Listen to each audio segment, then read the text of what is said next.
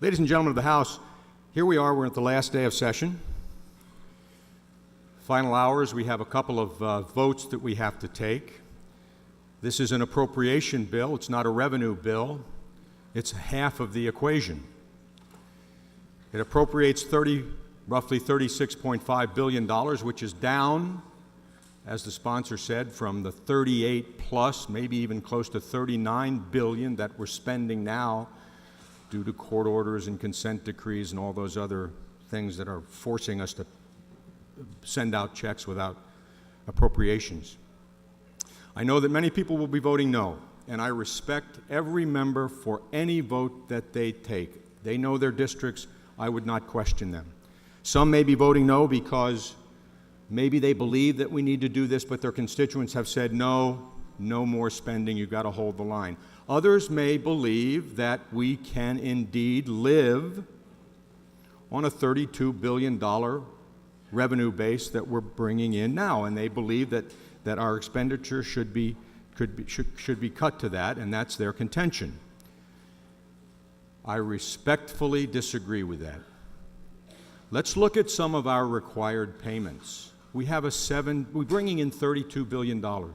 We have a $7 billion pension payment. We have group health of $1.8 billion. We have debt service of $2.1 billion. Medicaid is another $7 billion. If we want to pay for K through 12, that's what, $6.5 billion. Right there, you've added up to over $24 billion of the 32 that we're bringing in now. So I suppose we could cut the Department of Agriculture, but I'm not sure that the farmers would like that. I suppose we could cut the Department of Natural Resources, but those people who go to Cut Rock State Park and all those other parks like to have the conservation police in place. We could cut public health, we could cut state police, we could cut the Department of Transportation, but you know what? There are services that need to be provided. There's an interest group out there that says, well, just do away with the local government distributive fund. Oh, that's $1.2 billion, which I'm sure the municipal officials would be real happy with us to do something like that. So I don't like everything that's in this plan. Absolutely not. There will be something in every budget plan that someone doesn't like. But we need a spending plan that recognizes the needs of downstate, the city of Chicago, and the suburbs. I believe this plan does that. I'm not going to let our universities lose their accreditation because we don't have a spending plan in place.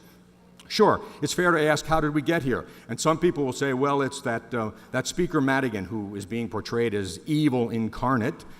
Some blame Governor Rauner, who probably has been extremely firm in his demands for reform. But I'll tell you something, we all, in my opinion, share the blame. We all share the blame, myself included, because we have enabled our leaders to do this. We have enabled our leaders to get to this position. And that's unfortunate that we're in the position that we are in. But now is the time to bring this nightmare to an end. Now is the time to stop quarreling and start governing. Now is the time to stop confrontation and go to compromise. The spending plan that's in front of us today is reasonable. It's one that addresses our needs. It's one that moves us forward in a responsible way. I recommend a yes vote.